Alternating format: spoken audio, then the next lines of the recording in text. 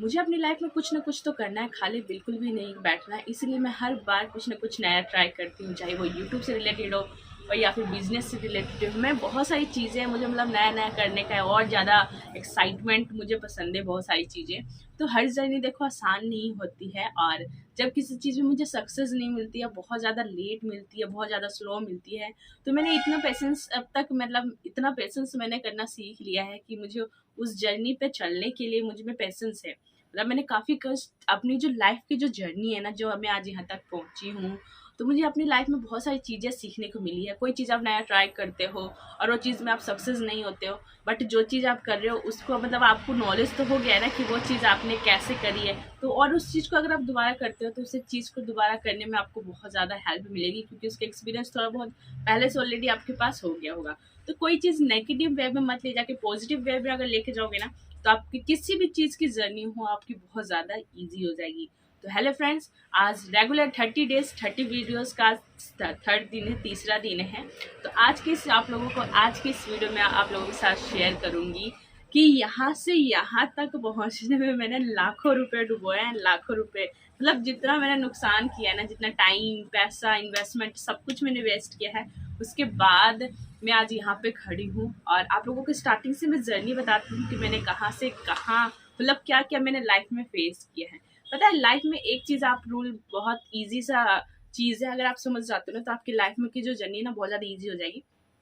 देखो, लाइफ में बहुत सारी चीज़ें नई नई ट्राई करना बहुत अच्छी बात है, बिल्कुल ट्राई करो। बट अगर आपके पास उस चीज़ की नॉलेज होगा ना, खासकर ये बात इस जगह पे मैटर करती है जब आप किसी चीज़ में इन्वेस्ट कर रहे होते हो। जैसे हम यूट्यूब की जर्नी जब हम चालू करते हैं तो इसमें सिर्फ हम अपना टाइम देते हैं, अपना वक्त देते हैं, इसमें हम इन्वेस्ट नहीं कर रहे। बट अगर आप कोई बिजनेस स्टार्ट करते हो और उसमें आपको इन्वेस्ट पहले करना होता है, प्रॉफिट बाद में मिलता है। तो इसीलिए जब भी कोई ऐसी जगह हो जहाँ पे आपको इन्वेस्ट करना होता है, तो ऐसी जगह में ठीक है नई चीज़ आप ट्राई कर रहे हो, बट उसके लिए ना नॉलेज जब आपके पास होता है ना, तो वो जो जर्नी है ना वो बहुत ज़्यादा ईजी होती है।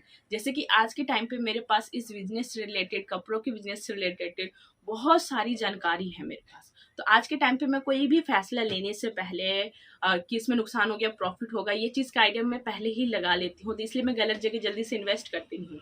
बट जब हम शुरू में कोई चीज़ ऐसा ट्राई करते हैं ना, तो हम ऐसी जगह पे पैसे फंसा के बैठ जाते हैं जहाँ पे इन्वेस्टमेंट की कोई ज़रूरत ही नहीं थी। इसलिए कोई भी बिजनेस अगर आप स्टार्ट करने की सोच रहे हो तो नॉलेज बहुत ज़रूरी है। ये नहीं कि आपके पास पैसे हो गया, आपने सोच लिया मुझे तो ये बिजनेस करना है और जाके सामान खरीद लिया है। नहीं, ऐसा नहीं होता है। फिर आप घाटे में एक जगह रुक के बैठ जाओगे।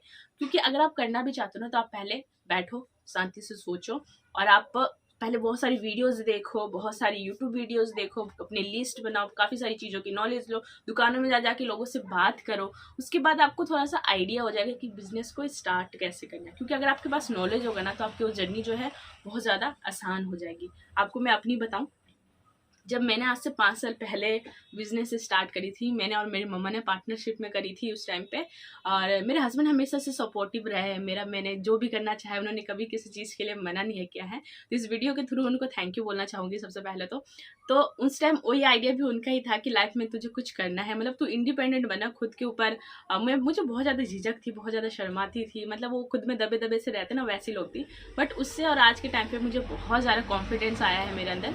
तो 5 साल पहले जब हमने बिजनेस स्टार्ट करी थी ना, तो उस टाइम पे हमें ज़ीरो नॉलेज थी, बिल्कुल भी नॉलेज नहीं थी। और 1 लाख के आसपास से हमने बिजनेस स्टार्ट किया था। बिलीव नहीं करोगे, इतनी बड़ी दुकान है। और बिना इन्वेस्ट मतलब नॉलेज के हम लोग शॉपिंग करने चले गए, दिल्ली सदर बाजार शॉपिंग करने चले गए। हमने सोचा था कपड़ों के बिजनेस स्टार्ट करेंगे, छोटे बच्चों के कपड़ों के और लेडीज़ के कपड़ों के। जब हम 1 लाख का सामान परचेज करके लाए ना, इस दुकान का आधा भी नहीं भरा था, एक ही कॉलम में वो 1 लाख के कपड़े लग गए थे। क्योंकि नॉलेज नहीं थी कि कैसी चीज़ें परचेस करनी है, कौन सी चीज़ें पहले निकलेंगी, कौन सी चीज़ें बाद में निकलेंगी, और यूं ही घुस गए भीड़ में। तो ये सब चीज़ें बहुत ज़्यादा मैटर करती है, नॉलेज होना आपके पास बहुत ज़रूरी है। तो एक एक करके बोलते हैं ना, एक एक करके हमने सीढ़ियाँ चढ़ी हैं, बहुत सारे हमने उतार चढ़ाव देखे हैं। जब हमारा बिजनेस थोड़ा सा सेट हो गया, हम लोग लाइन पे चलने लगे, उसी टाइम पे कोरोना लॉकडाउन चालू हो गया था। तो लॉकडाउन के 3 से 4 महीने हम अपने पॉकेट से उस टाइम पे दुकान का रेंट करते थे, जो बहुत बड़ी उस टाइम पे प्रॉब्लम होती थी। क्योंकि एक नॉर्मल सैलरी में बंदा घर चला रहा है, उसी में से उसको दुकान का रेंट भरना उस टाइम पे मेरे हस्बैंड ही करते थे। मेरे पास कोई ऐसा दूसरा जरिया नहीं था पैसे कमाने का। आज के टाइम पे तो मैं बहुत सारी जगह से पैसे अर्न कर रही हूँ, बट उस टाइम पे नहीं था उतना, तो सारे मेरे हस्बैंड ही मैनेज करते थे। बट उन्होंने कभी नहीं बोला कि अब बंद कर दो, फलाना कर दो, ठिकाना। कर दो। तो उस टाइम पे भी हमने बहुत ज़्यादा हिम्मत रखी, फिर एक बहुत बड़ा कदम उठाया था हमने लॉकडाउन के थ्रू, क्योंकि जहाँ पे हमने जब फर्स्ट शॉप ली थी ना, वो एक थोड़ा सा ऐसे एरिया में थी कि थोड़ा सा नीचे के साइड हमारी शॉप पड़ती थी। फिर लॉकडाउन के बाद एक हमने बहुत बड़ी हिम्मत ली कि हम एक दुकान दूसरी दुकान पे लेंगे, मेन रोड के साइड हम दुकान लेंगे। और क्योंकि वहाँ पे भीड़ थी, वो एरिया रेंट ज़्यादा था, एक तो रेंट ज़्यादा था, तो हमारी ऐसी हिम्मत नहीं हो रही थी कि हम, क्योंकि लॉकडाउन के टाइम पे ना बहुत सारी दुकानें थी जो खाली हुई थी, क्योंकि नॉर्मली मार्केट्स में दुकानें मिलना इम्पॉसिबल हो जाता है, बट लॉकडाउन के चक्कर में बहुत सारी दुकानें खाली हो गई थी उस टाइम पे। तो हमने बहुत बड़ा डिसीजन लिया था कि हम उस टाइम पे खाली करके हम जाएंगे दूसरी शॉप में। और उसके लिए भी बहुत ज़्यादा हमने बहुत सोचा, 2-2 3 दिन तक हम सोचते रहे कि करें कि नहीं करें, क्योंकि चलेगा कि नहीं चलेगा, ऊपर से रेंट इतना ज़्यादा देना है तो कहाँ से सब चीज़ें मैनेज करेंगे। बट वो ये कुछ नया करने का जब जुनून आपके अंदर होता है ना, तो हर, चलो देखा जाएगा आगे आगे। फिर हमने वहाँ पे जब दुकान शिफ्ट करी, और कान्हा जी की बहुत अच्छी कृपा रही, क्योंकि वो मार्केट में जब, क्योंकि मेन रोड के साइड दुकान थी ना, तो बहुत अच्छी चली थी, बहुत बहुत बहुत अच्छी शॉप वहाँ पे चल रही थी, बहुत अच्छी जर्नी चल रही थी। लॉकडाउन के बाद फिर से हमारी जो बिजनेस था उसने स्पीड पकड़ लिया था, काफ़ी सारी चीज़ों की नॉलेज हो रही थी, क्या चीज़ लानी है क्या चीज़ नहीं लानी है। फिर इसी बीच में मैंने प्रेगनेंसी कंसीव कर ली थी, मेरा बेबी बॉय हुआ था उस टाइम पे। तो उस टाइम पे मेरी कंडीशन ऐसे हो गई थी कि डॉक्टर ने मुझे बेड रेस्ट कह दिया था, काफ़ी सारी कॉम्प्लिकेटेड चल रही थी। फिर मैंने घर पे बैठ गई, क्योंकि डेली के अप डाउन में मुझे बहुत सारी प्रॉब्लम्स होती थी, तो डॉक्टर ने बेड रेस्ट के लिए बोल दिया था।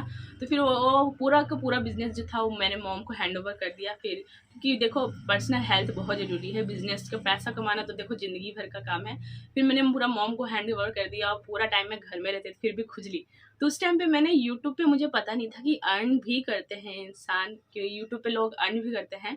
तो बस मैंने यूं ही वीडियोज़ अपलोड करना चालू, क्योंकि टाइम पास के लिए कुछ ना कुछ तो चाहिए था ना आपको, टाइम पास के लिए आपको कुछ ना कुछ तो चाहिए था घर पे। तो मैंने इसलिए फिर 3-4 महीने मैंने प्रॉपर रेस्ट किया, थोड़ी बहुत यूट्यूब पे एक दो वीडियोज़ अपलोड करती थी जब मन करता, क्योंकि प्रेगनेंसी में जो नॉर्मली लेडीज़ की कंडीशन, अगर आप लोग अगर आप लोगों ने एक्सपीरियंस किया तो आप लोगों को पता ही होगा, बहुत ज़्यादा ख़राब रहती थी, ऊपर से बेड रेस्ट। तो थोड़ा थोड़ा धीरे धीरे जब 4-5 महीने का मैंने रेस्ट ले लिया ना, तो फिर मेरे दुकान पर जो कपड़े थे ही मोम के पास, तो मैंने उनसे लिया, थोड़ा सा इन्वेस्ट किया, 10 से 15 हज़ार रुपया मैंने घर से स्टार्ट किया, क्योंकि मेरे अंदर खुजली थी, खाली मैं बैठ ही नहीं सकती थी। फिर बेबी बॉय होने के बाद फिर मैंने 2 महीने बंद कर दिया। फिर घर पे ही वो जो जर्नी थी उसको स्टार्ट रखा, पहले कपड़ों के साथ साथ फिर मैंने थोड़ी बहुत कॉस्मेटिक्स आइटम्स भी लाना चालू कर दिया, क्योंकि घर पे जब हम बिजनेस स्टार्ट करते हैं ना, तो कुछ भी रखते हैं वो सारी चीज़ें निकलती हैं। फिर घर से स्टार्ट कर दिया, इसी तरीके से चलते चलते चलते चलते 2 से ढाई साल तक, जब तक मेरा बेबी 2.5 साल का नहीं हो गया, तब तक मैंने घर से बिजनेस स्टार्ट किया। और उसके बाद जब मेरा बेबी 2.5 साल का हो गया, जब वो स्कूल में एडमिशन लायक हो गया, तो यहीं पे मैंने एक शॉप देखी। ये शॉप पे मेरा यूँ था 90%, पता नहीं आते जाते इस शॉप से मेरा क्या तो लगाव ही था। तो एक तो ये घर के पास है, मेरा जो सबसे ज़्यादा ईजी है, फिर मम्मा के घर भी पास है, मेरी मम्मा भी बहुत ज़्यादा सपोर्ट रही है इस जर्नी में, क्योंकि बच्चों हमारे लिए देखो सबसे पहले जो जिम्मेदारी होती है बच्चों की थी मेरे ऊपर। तो बच्चों के लिए मम्मी की तरफ से मैं, हाँ, बिल्कुल मतलब फ्री थी, कि मेरे बच्चे मेरी बहनें मेरी मम्मी संभाल लेते थे, तो बच्चों की तरफ से तो मैं बिल्कुल ही फ्री थी। फिर एक तो पास में शॉप मिल गई मुझे, ये वाली जो फिलहाल Poonam gifts and cosmetic store से जो नाम है, तो ये शॉप मिली। उसके बाद इसकी जर्नी जब चालू करी, फिर बच्चे का, छोटे बेटे का यहीं पास में एक स्कूल में, उसमें एडमिशन करा दिया। तो अब जो गाड़ी है ना, जो लाइफ की जो पटरी है, वो अब सीधी तरीके से चल रही है। और आज की डेट में मेरे पास अब ये 6 से 7 महीने हुए हैं मुझे शॉप में, मैंने एक अच्छी खासी जो जड़ बोलते हैं ना, वो बैठा ली, क्योंकि मुझे एक्सपीरियंस हो गया था काफ़ी सारी चीज़ों का, कि कहाँ से लानी है, क्या लानी है, कितनी शॉपिंग करनी है।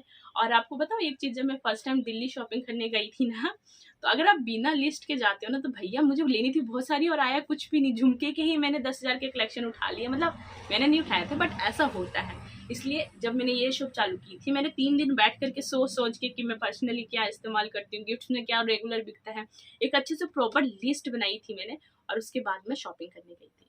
तो अगर लिस्ट होता है ना, तो शॉपिंग करने की जो जर्नी हो बहुत ज़्यादा, कहना तो बहुत कुछ है, बट नेक्स्ट वीडियो में आप लोगों के साथ शेयर करूंगी।